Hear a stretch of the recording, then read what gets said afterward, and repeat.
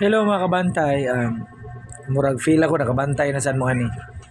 Kaya kabantay mo anang nainanggawas nga mga gipang signaturean sa mga congressmen sa kuan katong ni kuan sa online ni na scatter online nga katong nga mga lista ba mura man tog listahan ra sa mga noisy sa classroom. Kung kinsay sabaan may gilista.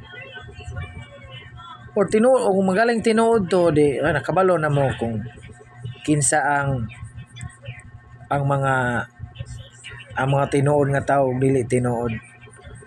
Kay unahon-ahon nimo kung tinuod magaling to nga news, kung di magaling to fake news, sa Cebu City palang daan, sa Cebu palang daan rather, duha ra ka congressmen, I mean duha ra ka representative ang wala ni vote to impeach the vice president, no?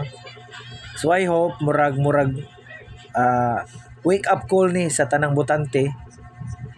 If you think nga dili angay impeach si Sara, wake up call ni sa kung kinsa inyong dapat botaran this election. Sa katos ang ganahan sad nga ma-impeach si Sara, wake up call gihapon ni sa kanang dili kanang butuhan sa ninyo karong election. So mao lang to siya.